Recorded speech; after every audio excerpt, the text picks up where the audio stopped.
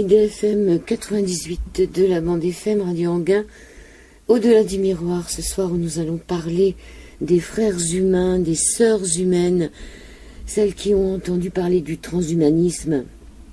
Frères humains, sœurs humaines, vous avez entendu parler du transhumanisme et des transhumanistes, d'une mystérieuse menace, groupe fanatique, société de savants et d'industriels dont l'activisme impérieux et l'objectif affiché consiste à liquider l'espèce humaine pour lui substituer l'espèce supérieure, augmentée des hommes-machines.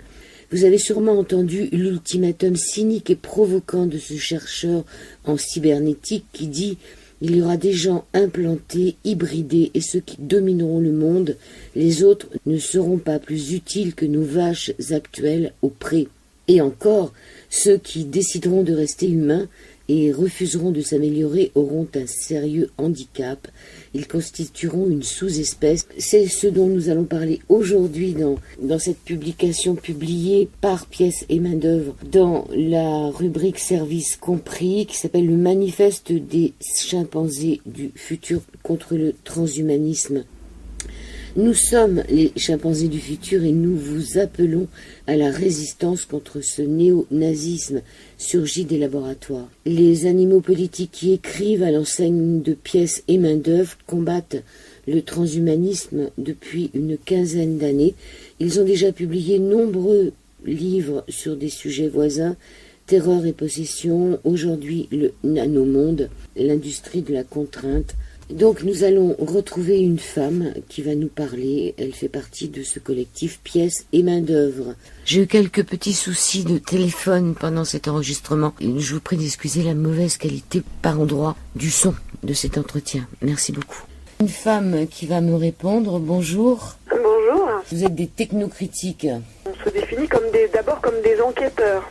Notre motivation première a été de prendre la ville dans laquelle nous vivions, qui est Grenoble, et qui n'est pas n'importe quelle ville, mais qui est première parmi les technopoles en France, c'est-à-dire un endroit où l'université, l'industrie, la recherche travaillent ensemble depuis fort longtemps, et qui fait de cet endroit un endroit à la pointe des nouvelles technologies. Alors, par rapport à ce qui a été dit sur Wikipédia, qui dit que nous empêcherions le commissariat à l'énergie atomique et les 150 laboratoires de la cuvette de travailler, c'est nous faire beaucoup d'honneur. Nous n'empêchons rien du tout. Hein.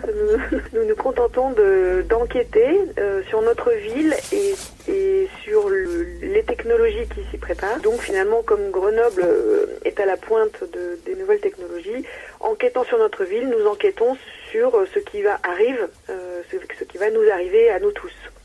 Alors Grenoble, c'est la Silicon Valley à la française, avec une implantation en 1967. C'est IBM qui s'est installé en premier là-bas.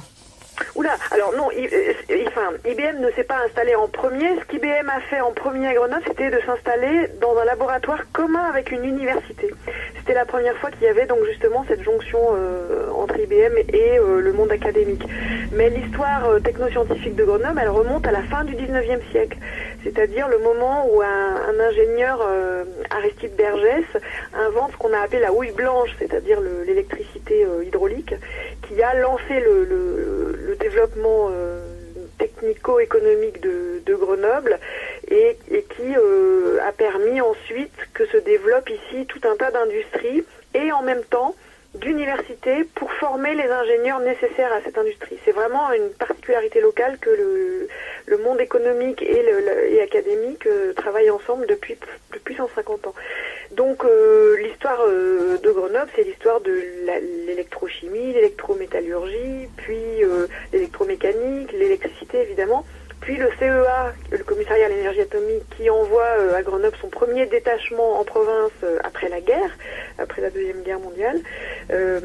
Et enfin, ensuite, c'est tout le développement de l'informatique, d'où l'installation d'IBM effectivement en 67.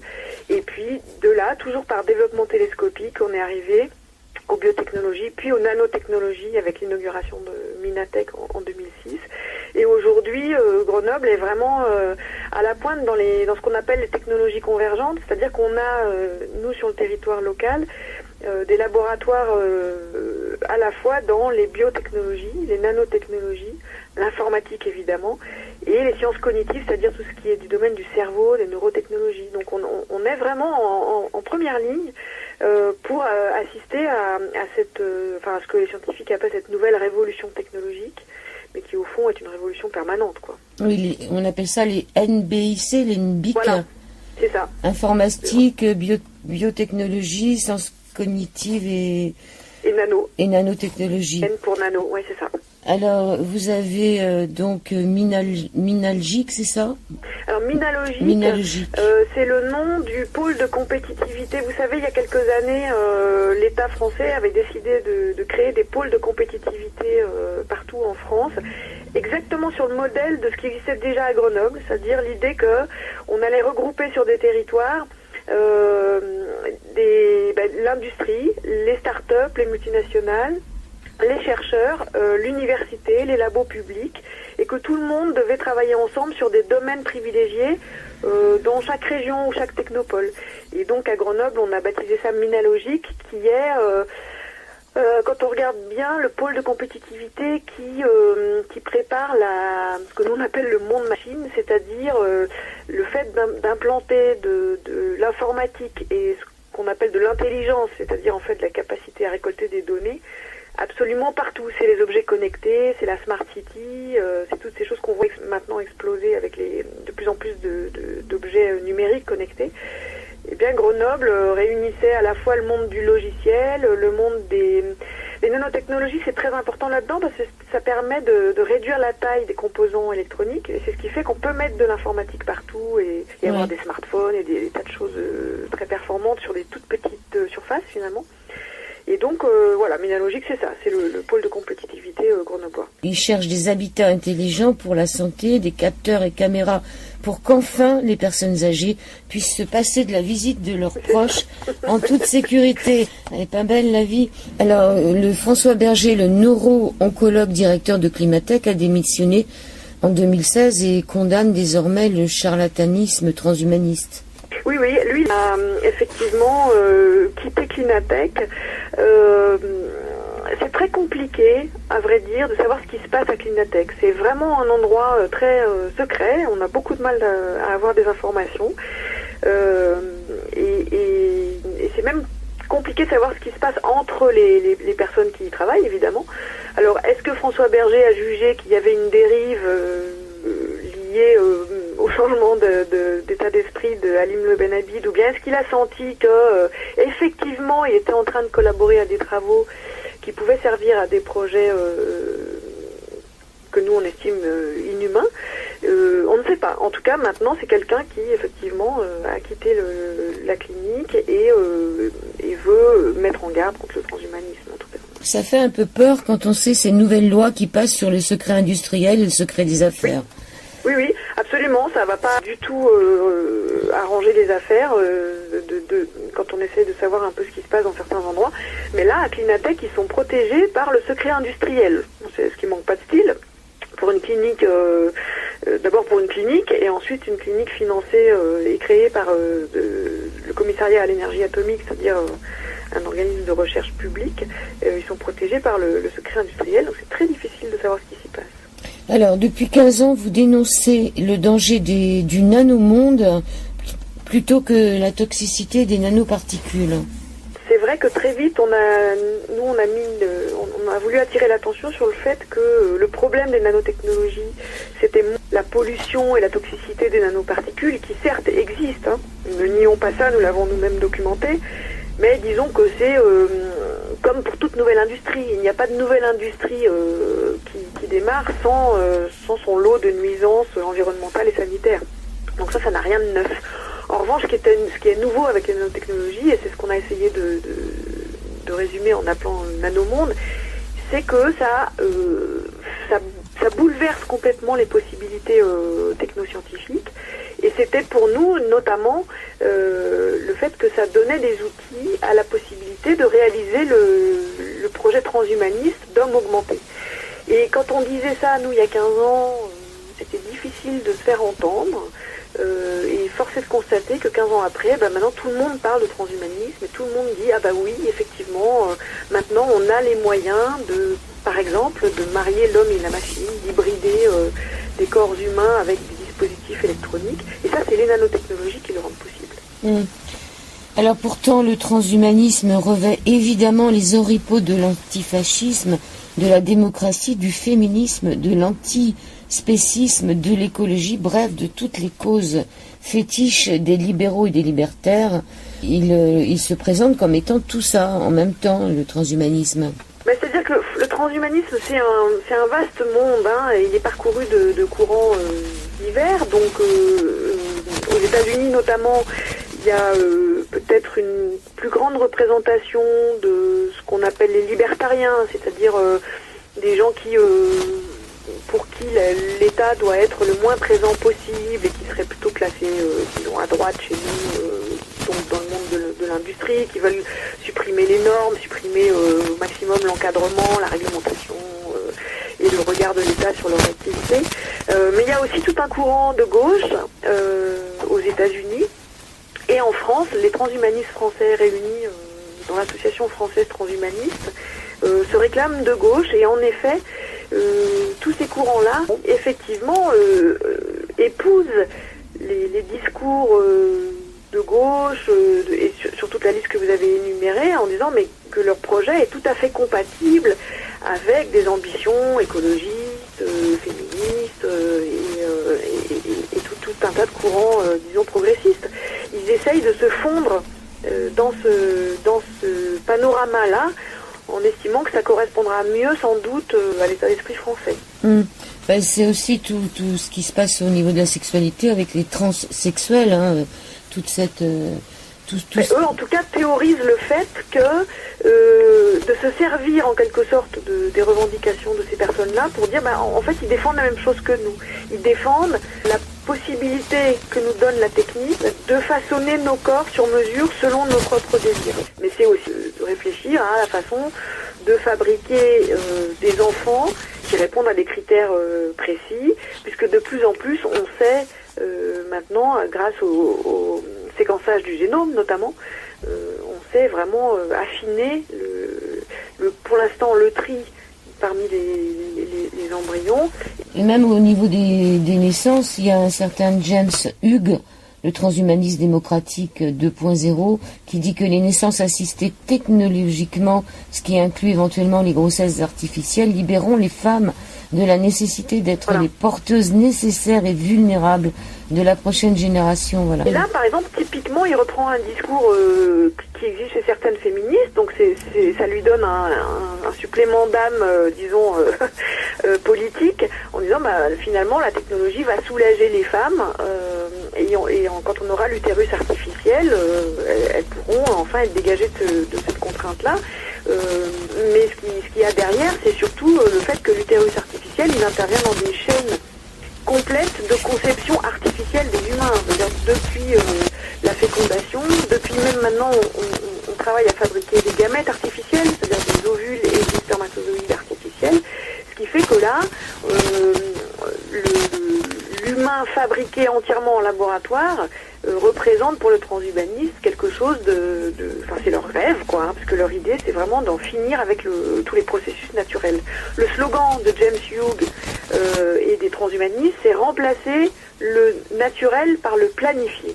Ça dit bien le projet, Alors, ce qu'on va faire peut-être là maintenant, c'est aussi se demander si ce transhumanisme est nouveau. Et dans votre livre, donc le manifeste des chimpanzés du futur contre le transhumanisme, on se rend compte que c'est pas nouveau du tout. Il s'inscrit dans un courant idéologique dans le monde scientifique qui est vieux, qui remonte à peu près aux Lumières, qui est celui de l'eugénisme, effectivement. C'est-à-dire que cette idée que la science allait permettre à l'espèce humaine de s'améliorer elle-même, au lieu finalement de subir les lois de l'évolution naturelle, qui sont des lois hasardeuses et qu'on ne maîtrise pas. Il y a eu cette idée, dès le moment des Lumières, de faire avec les humains ce qu'on faisait déjà un petit peu avec les animaux, c'est-à-dire une sélection. Déjà à l'époque, on faisait de la sélection animale, et les scientifiques ont commencé à dire, mais au fond, on pourrait aussi améliorer l'espèce humaine en triant, en faisant de la sélection. Et donc, alors, ce courant eugéniste, il a évidemment, pendant longtemps, il est resté théorique, puisqu'on n'avait pas bien les moyens de le mettre en pratique. Et puis, les premières applications, elles datent de tout début du XXe siècle. On sait qu'il y a eu des lois eugénistes aux États-Unis, notamment, ou en Suède. Et il y avait tout un tas de scientifiques, de biologistes. Et alors là, pour le coup, de tout bord politique, il y avait un eugénisme de gauche qu'incarnait par exemple l'auteur de science-fiction H.G. Wells, prônait un eugénisme socialiste, ou Trotsky par exemple. Et c'est Teilhard de Chardin en 1955 qui lui trouve ce mot de transhumanisme, c'est un jésuite. Oui, alors en fait Teilhard était très ami avec Julian Huxley. Et finalement, c'est tous les deux qui ont abouti à ce mot. Teilhard de Chardin, c'était un jésuite, absolument, qui, dans les années 50, avait une grande audience. On l'a un peu oublié depuis, mais ses livres étaient très lus et appréciés. Et puis, il avait une façon de glorifier la technologie qui est assez incroyable. Et par exemple, il mettait des majuscules à tous les mots pour indiquer à quel point il y avait là derrière la puissance divine. Et il estime, lui, que la technologie, la science, va permettre effectivement de fabriquer l'espèce suivante. Et c'est lui qui, en fait, il invente un mot, il écrit le transhumain, avec lui met un tiret, le transhumain. Donc c'est celui qui est en quelque sorte en transition vers l'humain d'après. Et quand on lit Teilhard aujourd'hui, on est un peu abasourdi parce qu'il y a une espèce pour le coup de transe.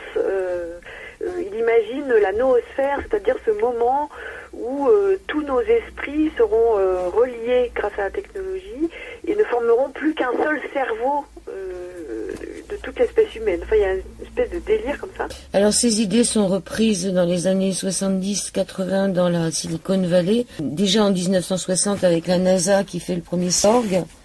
Qui invente le mot cyborg, oui, tout à fait. Avec cette idée de faire des organismes moitié vivants, moitié cybernétiques pour pouvoir les envoyer dans l'espace. C'était ça l'idée.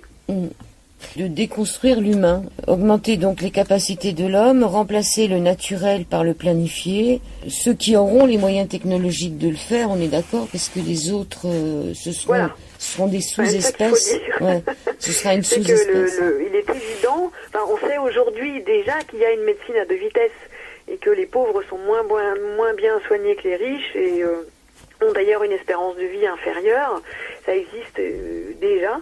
Il va de soi que l'idée de fabriquer des hommes augmentés, avec des guillemets bien sûr, mais qui auraient des capacités physiques ou intellectuelles supérieures, sera réservée à ceux qui pourront se payer ce genre d'augmentation, évidemment. Alors notre président Emmanuel Macron, il dit qu'il faut que l'Europe lance une grande agence de l'intelligence artificielle. Est-ce que nous sommes si en retard que cela dans ce domaine ? Non, pas du tout. La France n'est pas en retard en ce qui concerne l'intelligence artificielle. À titre d'exemple, le responsable de l'intelligence artificielle chez Facebook, c'est un Français qui s'appelle Yann Lequin et qui est une forte tête. Donc la France n'est pas en retard, mais c'est toujours le prétexte. Les politiques veulent toujours qu'on investisse plus, qu'on aille plus loin, parce qu'il est question là de compétition économique internationale. Et donc, effectivement, le président Macron a lancé une offensive là pour que l'Europe, il faudrait que ce soit l'Europe qui prenne en charge ça, finance encore plus ses travaux. Il aimerait bien aussi qu'on finance aussi les armées, une armée européenne. Oui, tout à fait. Les militaires étant évidemment toujours associés aux recherches dont on parlait tout à l'heure. Quand on parle de NBIC, les laboratoires, ce sont des travaux, des recherches qu'on dit duales, c'est-à-dire des recherches à la fois civiles et militaires. Et les militaires sont très impliqués, notamment dans la recherche de solutions pour le soldat augmenté, par exemple, donc qui est maintenant bardé tout un tas de dispositifs technologiques qui augmentent sa puissance sur le champ de bataille. À la fin de votre livre, il y a tout un tas de citations et de passages dans des livres. Le 29 février 2016, Facebook a réalisé ce que jamais l'humanité n'avait osé ou pensé faire, cartographier toute la population de la planète avec une précision de 5 mètres, une mission titanesque menée à train d'enfer. En 15 jours, la machine Facebook est parvenue à cartographier 14% de la surface émergée de la planète et y a positionné plus de 2 milliards d'humains avec une précision diabolique. À votre avis, qu'est-ce qu'ils vont en faire de ça ?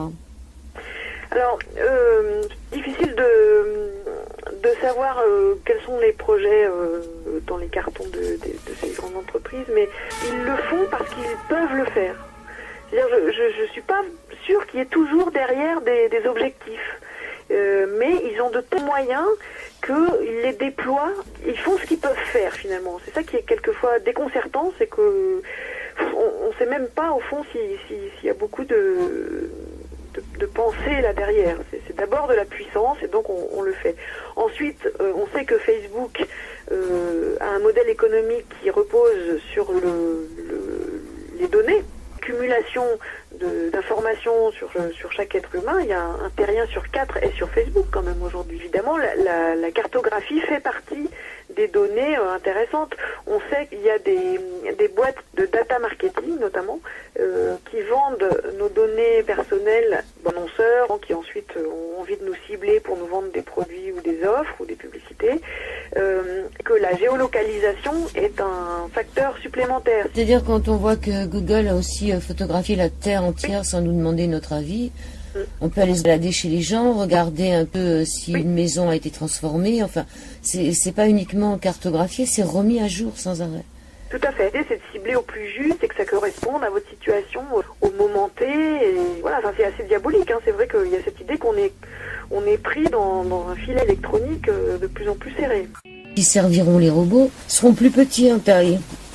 Alors ça fait partie, effectivement, c'est vrai que c'est surprenant avec le transhumanisme parce qu'il y a toujours un catalogue d'idées de recherche menées, qui nous laisse parfois un peu perplexes. Ils présentent ça comme une solution écologique, l'idée que si on fabriquait des humains, alors ils ont fait des calculs, hein, c'est des scientifiques, si on fabriquait des humains de 15 cm plus petits que ceux d'aujourd'hui, on pourrait économiser en termes de métabolisme, puisque ça consommerait moins, ça rejetterait moins, et donc ça aurait besoin de moins de ressources. C'est vrai que ce qu'il faut dire, c'est que derrière l'idée, le projet transhumaniste, c'est l'idée d'une sécession, c'est-à-dire c'est l'idée que ceux qui ont les moyens et qui ont l'envie de devenir des surhommes, enfin des hommes augmentés, avec des capacités supérieures, avec la possibilité d'avoir une mémoire augmentée, une vision nocturne, tout un tas de facultés nouvelles, ils formeront une espèce supérieure, et puis ceux qui ne le feront pas, soit par manque de moyens, soit parce que simplement ils veulent rester des humains, ils feront une espèce inférieure, et c'est d'ailleurs ce qu'ils disent, et c'est pour ça qu'on a repris ce terme de chimpanzé du futur, mais c'est Kevin Warwick, un transhumaniste cybernéticien anglais, qui l'a dit sans phare, en disant ceux qui ne le feront pas, simplement, ils seront une sous-espèce et ils seront les chimpanzés du futur. Donc il y a bien cette idée qu'il y aura les supérieurs et les inférieurs. Et en général, on sait ce qui arrive aux espèces qu'on considère comme inférieures. Oui, ils sont dans des zoos et il n'en reste plus beaucoup. Et en général, c'est pas une vie très agréable et elle dure pas très longtemps. J'étais allée à Transvision en 2014 et il n'y a pas que le fait d'accepter pour soi, mais la maman qui va mettre au monde un enfant, si son enfant est un sous-humain, il aura moins de chance. Donc elle n'aura pas d'autre choix que d'essayer de faire un gosse qui soit au même niveau que les autres. Hein. Oui, c'est ça qui est vraiment terrible. À la fois cynique et très violent de la part des transhumanistes. Et c'est tellement dire, oui, vous avez le choix, mais si vous le faites pas pour vos enfants, c'est Laurent Alexandre qui dit ça. Effectivement, Laurent Alexandre, c'est moi je l'appelle le haut-parleur transhumanisme en France, mais il dit, ceux qui ne seront pas augmentés, qui n'auront pas une intelligence augmentée, un QI supérieur et des capacités supérieures, ça sera les jardiniers des autres. Voilà, c'est ça, c'est l'expression méprisante qu'il a trouvée. Ce sera les jardiniers des autres, sous-entendu leurs larbins, leurs serviteurs. J'ai reçu son dernier livre, mais il n'a pas accepté que je fasse un interview avec lui. Ah, mais il est très occupé. C'est dommage pour lui. Alors, on a le choix donc entre rester des humains d'origine animale ou des non-humains d'avenir machinal. C'est un peu la façon dont on résume, nous, maintenant, la ligne de front. C'est-à-dire que quand on regarde ce qui modifie vraiment le monde, ce qui modifie le plus nos vies, nos rapports humains, nos rapports sociaux, l'organisation de nos vies,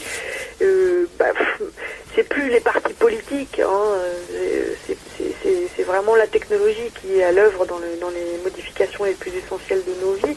Et donc vouloir distinguer encore entre droite, gauche, ça nous paraît de moins en moins pertinent. Et finalement, on s'est dit, qu'est-ce qui peut résumer au mieux la situation, devant quelle alternative sommes-nous placés, et quelle est la ligne de partage aujourd'hui?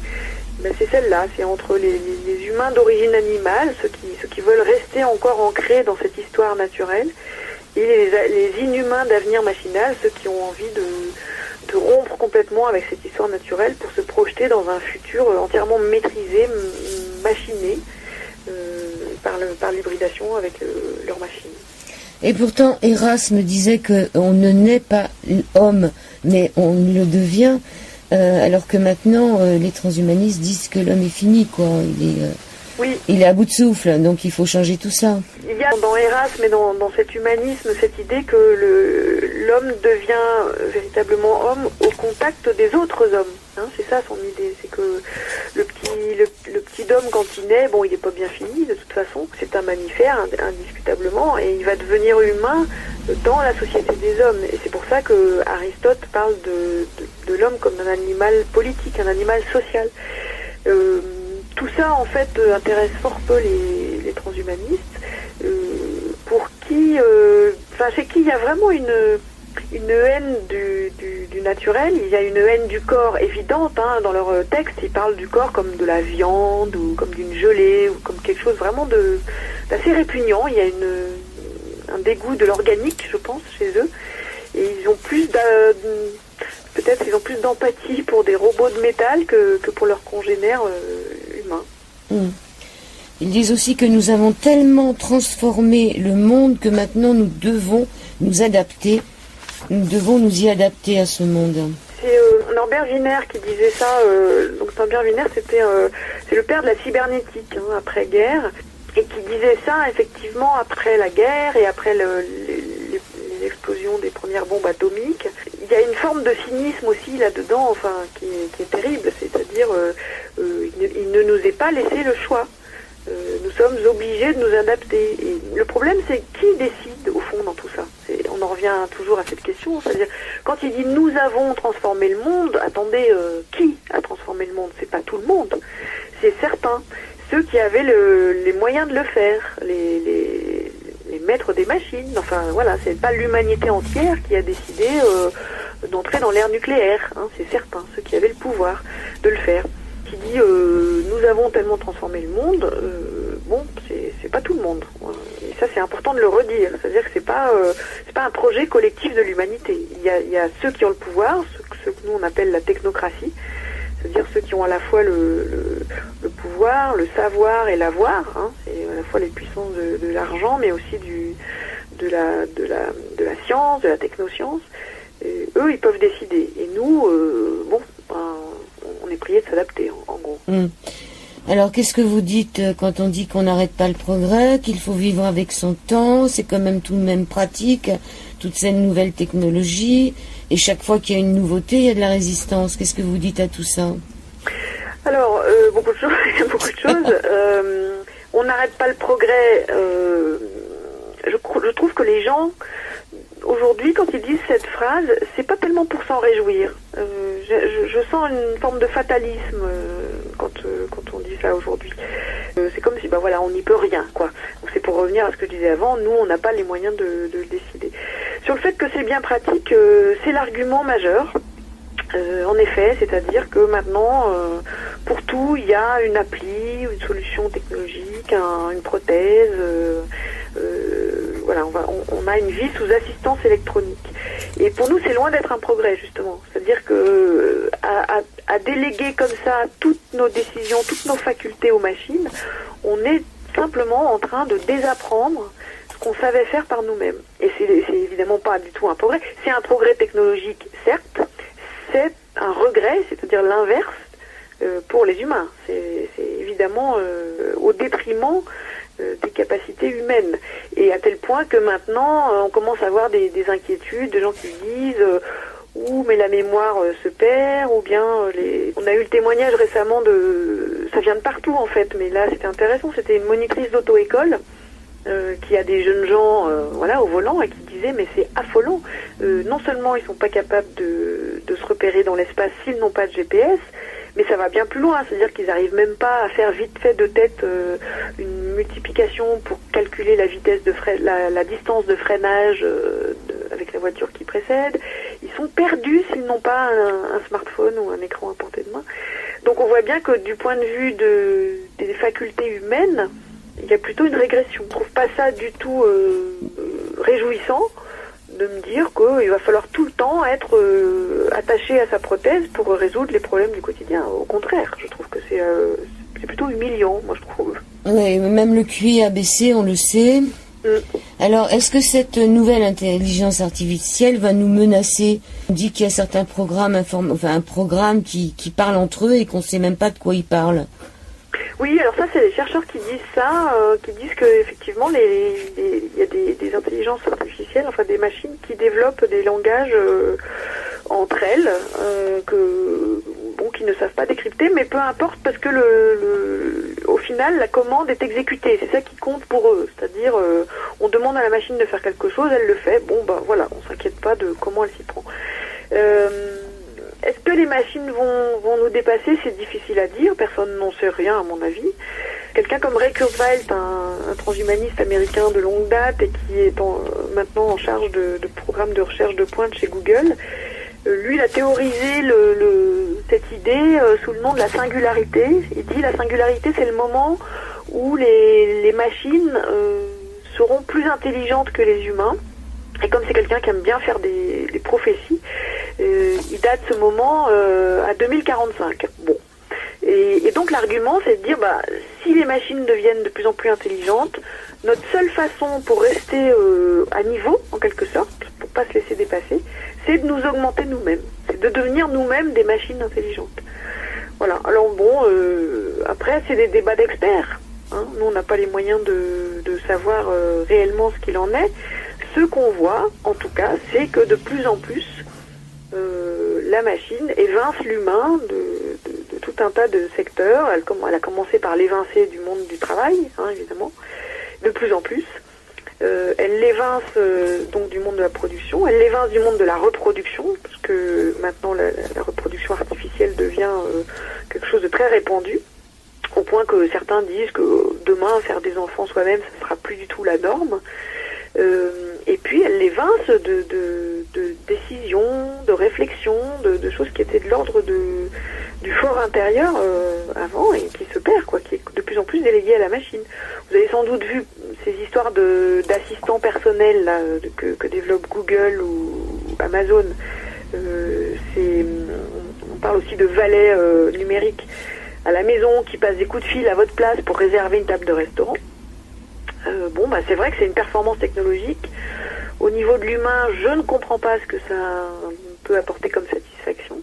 Et ce qui est certain, c'est que bientôt, ce sera plus la peine de vivre, Les machines le feront mieux à notre place. Oui. Alors, puisqu'on est sur le cerveau, il est même question de pouvoir implanter les cerveaux pour changer la mentalité des gens, c'est-à-dire en faire peut-être pas des chimpanzés, des moutons. Des moutons, c'est-à-dire on peut jouer sur leurs émotions, on peut jouer sur... Oui, alors là on est en train de parler de choses qui sont pas encore là. Qui sont pas très développées, qui sont des idées, alors il y a des recherches sur le cerveau qui font avancer ces possibilités-là, mais rien n'est au point aujourd'hui, et en tout cas rien n'est testé dans ce sens-là. Mais il est vrai que les neurotechnologies font des progrès fulgurants, qu'on sait par exemple effacer des souvenirs, en implanter de nouveaux. On a fait des tests sur des souris, mais on fait aussi des tests sur des animaux plus évolués. Et c'est vrai que c'est très impressionnant ce qu'on est capable de faire. Mmh. Alors, paraît-il que Vladimir Poutine aurait dit que la première nation qui contrôle l'intelligence artificielle va contrôler le monde. Oui, j'en reviens à ce que je disais tout à l'heure, c'est-à-dire qu'il y a cette fascination pour la toute-puissance Et là, aujourd'hui, la toute-puissance, semble-t-il, est représentée par l'intelligence artificielle. Alors, quand on parle d'intelligence artificielle, d'abord, il faut dire et redire qu'on ne parle pas d'intelligence. L'intelligence, c'est quelque chose d'humain, enfin, en tout cas, qui repose sur un substrat organique, parce que les animaux ont une forme d'intelligence aussi. C'est-à-dire que l'intelligence, elle n'est pas dissociable du vécu sensible. Nos sens, avec notre perception du monde, c'est-à-dire avec un lien sensible. Et c'est très complexe, c'est quelque chose, d'ailleurs, dont on ne sait pas, à mon avis, on ne sait pas grand-chose en vérité. Et on confond intelligence et capacité de calcul quand on parle d'intelligence artificielle. Bon, première chose. Mais il est vrai que la capacité de calcul des machines devient phénoménale. Et donc, ça les rend de plus en plus capables de nous remplacer dans un tas d'opérations. Voilà. Est-ce qu'elles le font avec intelligence? Je ne pense pas. Ou alors c'est une intelligence malveillante. Mais moi, je rentre pas dans ces débats-là. Mais il me semble que l'intelligence humaine nous empêcherait plutôt de faire un certain nombre de choses que les machines font. Maintenant, c'est vrai que déléguer aux machines tant et tant de décisions qui concernent nos vies ne paraît pas très intelligent. Mais on parle pas de conscience dans tout ça, hein. C'est-à-dire on parle juste d'un cerveau-machine. Oui. Ah non, il n'est pas question de conscience. Les machines n'ont pas conscience d'elles-mêmes. Quoique, puisqu'elles arrivent à discuter entre elles. Non, elles échangent des informations. Mais oui, mais on leur a rien demandé. Voilà. Alors après, il est possible que l'échange d'informations soit à un niveau tel qu'il entraîne des explorations de calcul qu'on n'avait pas imaginées. Mais de là à dire qu'elles ont une conscience qui leur permet de discuter entre elles, non. Ça, il y a quand même une différence. Alors, qu'est-ce qu'on fait de cette conscience qui finalement reste là? Est-ce que la question que vous vous posez dans votre livre, c'est est-ce qu'on a encore envie de rester humain? Oui, c'est ça. C'est-à-dire que je pense qu'il y a des tendances contradictoires, évidemment, qui traversent l'humanité. D'abord parce que l'humanité, elle est diverse et qu'on n'est pas tous au même niveau. Les choses dont on discute là en ce moment, il y a des tas de populations dans le monde à qui ça paraît... évidemment. Mais bon, ça les concerne aussi dans la mesure où ce qui se fait ici se fait toujours au détriment des gens à l'autre bout de la planète en général. C'est-à-dire qu'on pique leurs ressources naturelles et que, à un moment donné, on vit tous sur la même planète. Donc on peut pas séparer les humains. L'humanité, elle est liée et puis aussi parce que l'état de la planète lui-même fait que notre sort à tous commun est lié par le futur de la planète qui nous nourrit jusqu'ici. Donc on est de toute façon sur le même bateau. Est-ce que parmi les humains qui sont dans ce monde technologique que nous on a rebaptisé technotope, on vit plus dans un biotope, on vit dans un technotope, une technosphère, est-ce que parmi ces humains il y a une telle fatigue de soi, d'être humain, de prendre des décisions soi-même, de vivre cette vie avec ses faiblesses, avec ses erreurs, mais avec aussi du hasard, avec des choses qui arrivent, qui fait que c'était quand même quelque chose d'exaltant. Est-ce qu'ils en ont toujours envie ou pas? Voilà. Et je pense que le fait de déléguer toujours plus aux machines un tas de choses va dans le sens d'un abandon de soi-même. Mais il n'est pas sûr que cet abandon soit... D'abord, il n'est pas partagé par tous. Il y a des chimpanzés du futur, des gens qui veulent rester des humains, ça c'est sûr. Et puis, c'est pas irréversible, c'est-à-dire qu'il peut y avoir un phénomène à un moment donné peut-être de sursaut, de dégoût, de rejet de ça. Et il y a un mouvement intéressant en ce moment auquel on prend part. Donc j'ai fait main d'œuvre depuis un moment, mais qui est le mouvement de refus des compteurs, capteurs électriques. Les Linky, les Gaspard et tout ça, oui. Et il est intéressant ce mouvement parce que d'abord il est spontané, il n'est pas du tout téléguidé, il n'est pas piloté, il n'y a pas une direction centrale, il est totalement spontané. Et pour une grande part, il exprime un ras-le-bol du tout numérique et de la société connectée. Et du fichage, Connaissance de cause, c'est-à-dire de gens qui vivent ça dans leur quotidien, que ce soit dans leur métier ou dans le monde autour d'eux, et qui commencent à trouver que ça fait beaucoup. que d'avoir des machines qui nous pilotent à tout point de vue. C'était pas ça l'idée qu'on se faisait d'une vie bonne. Voilà. Donc il y a une conscience. La question c'est à quelle vitesse progresse la conscience et à quelle vitesse progresse en face la catastrophe ou les dangers qui nous menacent. Il y a une course de vitesse entre les deux. Troisième partie de cet Au-delà du miroir sur l'antenne d'IDFM, sur le 98 de la bande FM, et nous continuons à parler de ce manifeste des chimpanzés du futur contre le transhumanisme avec une femme de pièce et main-d'œuvre. Oui, c'est vraiment une lutte contre la nature et le naturel. Il y avait Luc Ferry qui disait que la nature reste quand même largement l'ennemi de l'humanité. Ça, cette phrase, elle me bouleverse. Je sais pas, Luc Ferry il a un problème avec la nature. Bon. Mais regardez ce qu'on en a fait de la nature. Mais il n'est pas le seul, hein. Il n'est pas le seul. On vit une époque où les ennemis de la nature sont nombreux et dans des domaines, enfin dans des secteurs de la société très différents.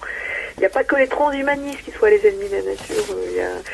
Il y a aussi tout le courant philosophique postmoderne qui nous explique que nous, êtres humains, nous ne sommes que du construit, que du social, qu'il n'y a pas de nature en nous. Bon, moi ça me laisse perplexe. J'imagine que c'est quand même des gens qui ont une expérience de la vie et du sensible qui doit de temps en temps leur rappeler qu'ils sont aussi une partie de la nature. Mais on voit bien que c'est des postures idéologiques, ça. C'est-à-dire que c'est au fond, si la nature, s'ils n'ont pas de lien avec la nature, il n'y a pas de problème à la détruire. Ce qui est très étonnant, c'est que en 1945, le monde a basculé dans l'ère nucléaire, on est d'accord ? Une terre nucléaire qui s'ouvre sur l'éternité, enfin bon, qui peut aussi tuer la planète. Et c'est étrange de penser que l'on nous promet l'immortalité chez ces transhumanismes dans un monde sous l'emprise d'un tel danger. Comment peut-on être immortel dans le monde dans lequel on vit avec ces centrales nucléaires qui risquent de nous péter à la tête à tout moment? Oui, tout à fait. C'est pas le moindre des paradoxes.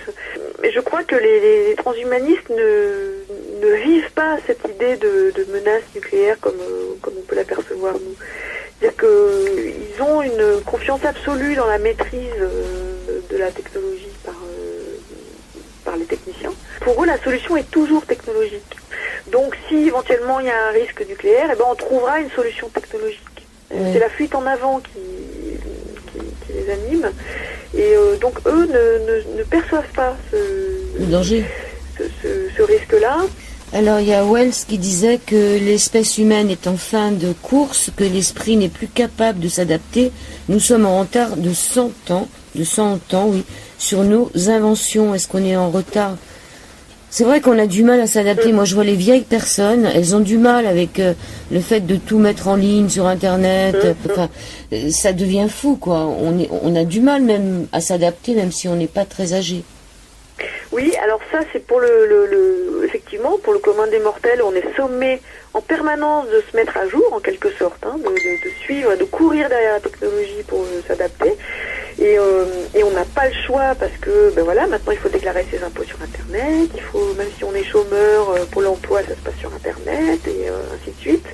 Donc il y a une espèce de violence extrême qui est faite aux individus de se plier aux procédures de la machine. Et donc certains sont moins habiles que d'autres pour ça, donc pour eux c'est difficile. Mais je crois que ce que disait Wells aussi, c'est que quand il disait qu'on est en retard sur nos inventions, c'est au niveau de la pensée. C'est-à-dire que on a une accélération des capacités technologiques phénoménales, mais on n'est pas capable de penser réellement ce qui arrive. C'est-à-dire qu'au niveau de la sagesse et de la philosophie, on n'a pas fait de progrès. C'est deux choses qui sont totalement découplées, qui sont différentes, et du coup, finalement, ça n'est pas un progrès. Alors vous dites que les chimpanzés du futur ne débattent pas avec les inhumains, ils les combattent. Nous ne sommes d'accord ni sur les fins, ni sur les moyens. Tous ces innovants qui n'ont que le mot « disruption » à la bouche ne redoutent rien tant qu'une vraie rupture, celle qui en finirait avec l'emballement mortifère de la croissance et de l'innovation et qui menacerait les intérêts de leur technobase. C'est quoi la disruption? Ah, disruption, c'est un terme, mais si vous écoutez le président Macron, il n'a que ce terme à la bouche aussi. C'est un terme qui a été créé par un Français d'ailleurs.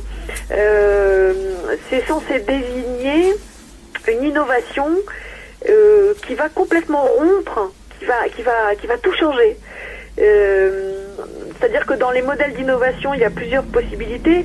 Soit il y a l'innovation qu'on appelle incrémentale, c'est-à-dire on rajoute un petit truc à quelque chose qui était déjà fait, on va perfectionner un petit peu quelque chose qui existe déjà, bon voilà, on améliore petit à petit, ou bien une innovation disruptive, c'est carrément le nouveau truc, quoi, quelque chose qui n'existait pas et qui change tout. On invente la roue. Typiquement, ouais, ou le téléphone portable, par exemple, on peut imaginer ça, peut-être que c'est vraiment une disruption, le téléphone portable, parce que ça, on voit bien à quel point ça modifie tout, ça modifie la vie, l'organisation sociale, le rapport au temps, le rapport à l'espace, enfin c'est vrai que c'est disruptif pour prendre leur terme. Bon. Et alors maintenant c'est le mot à la mode, je suis sûre qu'il est rentré dans le dictionnaire d'ailleurs entre-temps, et Macron et tous les technocrates n'ont que ça à la bouche, quoi. C'est l'expression de cette volonté de toute puissance qui prétend commander, y compris aux puissances naturelles qu'on ne maîtrise pas, telles que le climat et les phénomènes naturels qui nous dépassent. Bon, mais il y a ce délire de toute puissance qui est à l'œuvre chez les technocrates en général, ceux qui maîtrisent les machines, ça c'est certain. Alors pour vous, ce n'est pas perdu d'avance? Non, parce qu'il y a encore de l'humain. Tant qu'il y a de l'humain, il y a de l'histoire. C'est jusqu'à preuve de contraire, c'est les humains qui font l'histoire quand même si là le climat s'en mêle un peu. Et donc, on ne sait pas ce qui peut se passer. Les choses ne sont jamais écrites à l'avance. Même si la situation ne se présente pas sous un jour très favorable en ce qui nous concerne, c'est le moins qu'on puisse dire. On ne sait pas ce qui peut arriver, on ne sait pas ce que les idées peuvent produire chez les gens. Rien n'est écrit à l'avance. Voilà. Même si les perspectives qui s'ouvrent là sont plutôt désolantes, rien n'est écrit à l'avance. Mais peut-être que la nature se débarrassera. Il suffirait qu'il y ait un changement sur la nature et qu'on n'ait plus d'électricité pour que tout ça s'arrête. Mais en ce qui concerne ces transhumanistes, il y a Nick Bostrom là qui parle d'amour. Il dit peut-être l'amélioration germinale conduira à plus d'amour et d'attachements parentaux. Peut-être certains pères et mères trouveront plus facile d'aimer un enfant qui, grâce aux améliorations génétiques, sera brillant, beau et en bonne santé. Donc ils nous mettent quand même l'amour dans la balance. Oui, mais c'est de l'amour augmenté. C'est de l'amour, oui, c'est de l'amour augmenté. Oui. Non, mais là, on est vraiment dans ce que j'ai dit tout à l'heure, c'est-à-dire le délire de toute puissance. C'est-à-dire, moi, Nick Bostrom, je vais pouvoir choisir les caractéristiques de mon enfant. Je vais le faire à l'image, selon l'image de la perfection que je me fais. Et ainsi, je l'aimerais encore plus. Enfin, ouais, on a pitié pour lui presque. Ouais, mais est-ce que l'enfant va l'aimer? Ça, c'est une autre histoire. Je sais pas. Mais il a intérêt, parce qu'avec l'investissement qu'on va faire sur lui, il a intérêt à être conforme à la commande, parce que sinon ça va mal se passer. Alors ce Nick Bostrom, il dit aussi que si nous pouvions scanner la matière synaptique d'un cerveau humain et la simuler sur un ordinateur, il serait donc possible pour nous de migrer de notre enveloppe biologique vers un monde totalement digital. Ceci donnerait une certaine preuve philosophique quant à la nature de la conscience et de l'identité personnelle. En s'assurant que nous ayons toujours des copies de remplacement, nous pourrions effectivement jouir d'une durée de vie illimitée en contrôlant le flot du courant dans une simulation de réseaux neuronaux. Nous pourrions créer de nouveaux types d'expériences. Le téléchargement dans ce sens nécessitera probablement une nanotechnologie à sa pleine maturité. Donc il nous propose simplement d'être de purs esprits. Voilà. Et c'est ça. C'est des gens pour qui le corps est superflu. Et le corps est vraiment l'obstacle, quoi. C'est très curieux. Moi, personnellement, Donc, plus d'incarnation. Pardon ? Plus d'incarnation. Plus d'incarnation. Non, pas du tout.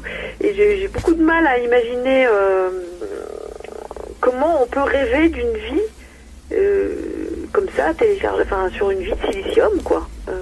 Quel est l'intérêt d'une vie réseau électronique, voilà, sans corps, sans perception, sans lien physique au monde. Là, on est dans une forme de, on rejoint presque des vieilles traditions religieuses, la gnose par exemple, enfin, de gens pour qui le charnel c'était le diable, pour qui la vieille guenille humaine, enfin corporelle, c'était l'incarnation du mal. Là, pour le coup, il y a vraiment une dimension religieuse. Mais il ne faut pas oublier qu'il y aura quand même des chimpanzés du futur, c'est-à-dire ils auront quand même toute une population, ou des nabos, la plèbe de nabos qui fera 1m40 pour servir les robots, ou des chimpanzés du futur qui iront se cacher un peu comme les Indiens ou d'Amérique, qui essaieront de survivre dans des contrées. Voilà, c'est ça aussi que ça peut donner, ce monde du futur. Oui, eux, en tout cas, c'est comme ça qu'ils l'envisagent quand ils parlent des chimpanzés du futur. C'est-à-dire, effectivement, c'est une espèce résiduelle, donc qui devra se débrouiller, mais qui aura pas beaucoup de chances de survie. En fait, dans le monde transhumaniste des hommes augmentés, il y a un tas de gens qui sont superflus. Si les machines pourvoient à leurs besoins à tout point de vue, mais il y a une partie essentielle de l'humanité qui ne sert plus à rien, au sens où elle n'est pas utile comme main d'œuvre. On commence à le voir déjà. Si elle n'a pas d'argent, qu'elle gagne pas sa vie, elle est insolvable. Donc même comme marché de gens qui consomment, elle n'est pas intéressante. Si en plus elle consomme des ressources naturelles parce qu'elle continue à respirer, à manger, à boire, c'est un problème. Donc elle devient superflue et voire elle pèse lourd. Et c'est vrai que quand on lit un peu derrière et qu'on lit un peu en profondeur les textes des transhumanistes, on imagine que dans leur esprit, une planète de, mettons, pas 500 millions d'hommes augmentés, vivant en symbiose, en connexion avec leur système machinique, ça leur irait très bien. Oui, il suffirait de couper les arbres, comme ça les chimpanzés ne pourraient pas se cacher. Mais c'est déjà le cas, c'est-à-dire que c'est exactement ça. C'est-à-dire que les espèces animales disparaissent beaucoup par la disparition de leur biotope. Là, si le niveau de la mer monte, ne serait-ce que de 50 cm ou d'1 mètre, et ça va détruire le biotope de millions de gens qui vivent sur les côtes. Et puis si par ailleurs le reste de la planète est suffisamment invivable au fond, effectivement les habitants de ce biotope vont avoir du mal à y survivre.